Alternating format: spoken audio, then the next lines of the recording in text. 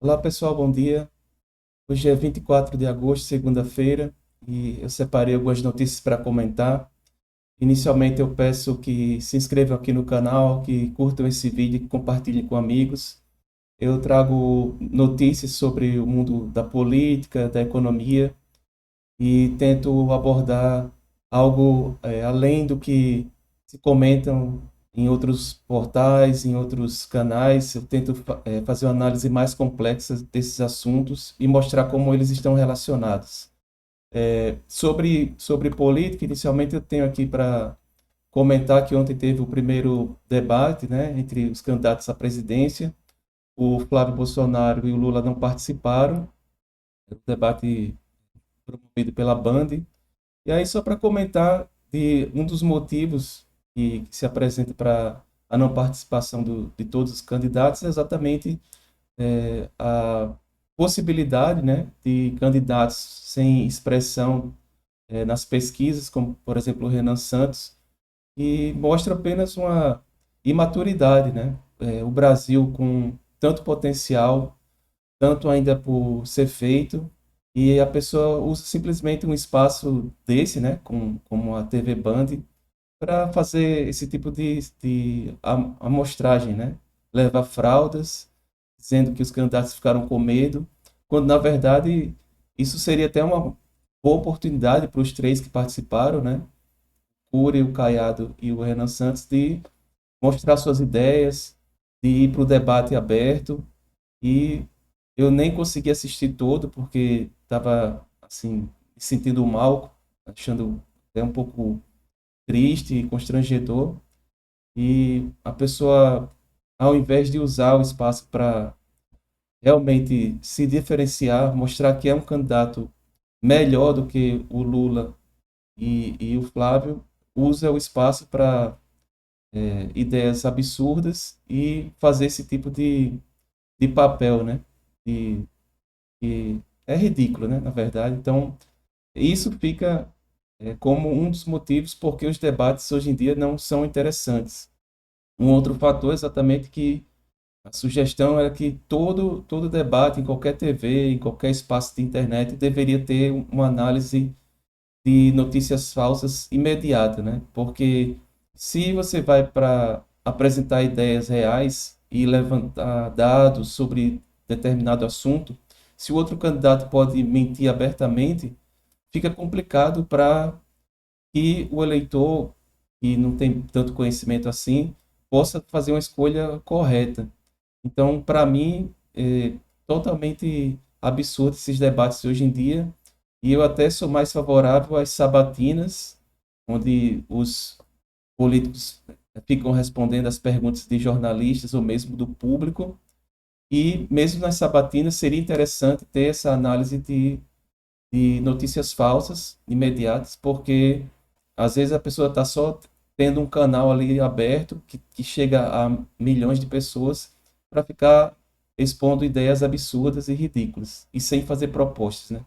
Então fica aí essa observação sobre essa notícia.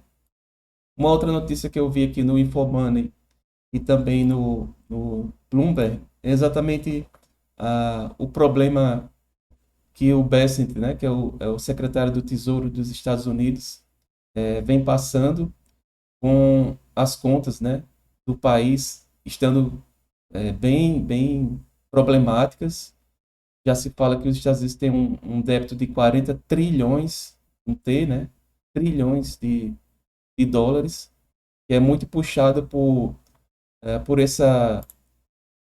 essas contas que o país tem, né, que tinha anotado aqui alguns dados, né, que é exatamente a questão das guerras e os investimentos em armamentos, né, que, que os Estados Unidos não conseguem ficar nem, vamos dizer, uma década sem estar envolvido com algum tipo de guerra, de conflito.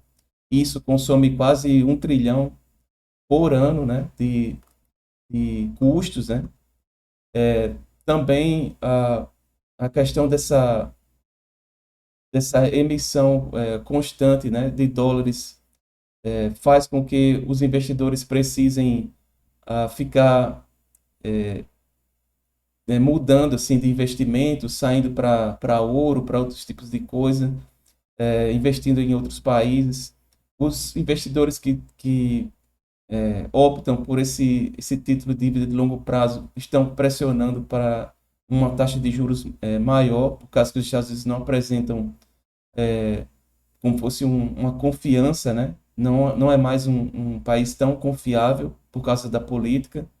A questão também é, dessa, dessa, como é que fala, dessa política de tarifas, né? Que faz com que aumente a inflação de produtos no curto prazo. E exatamente como eu disse, né? Pela questão dessa falta de confiança que o país apresenta para os outros, fica cada vez mais complicado para o país se desenvolver e deixar suas contas em dia, em ordem, né?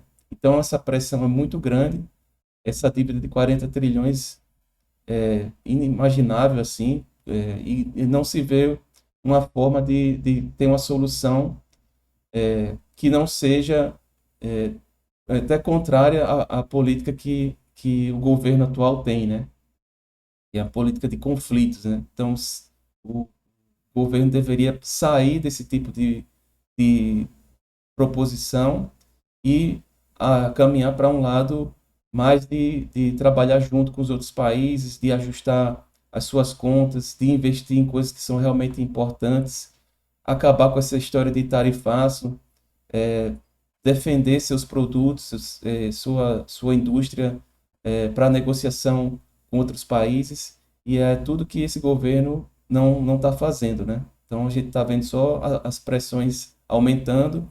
Esse secretário tentou recomprar essa dívida de longo prazo e fazer a troca por uma dívida de curto prazo, mas isso, de certa forma, não está trazendo resultados que eles esperavam.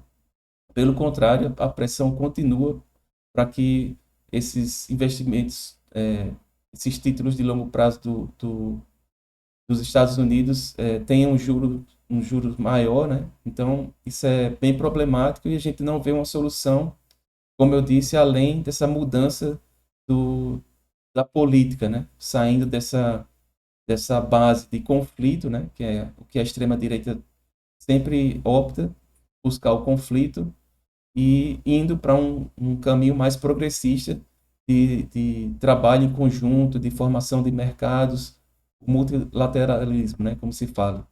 Então, é bem problemático e vamos aguardar aí os acontecimentos.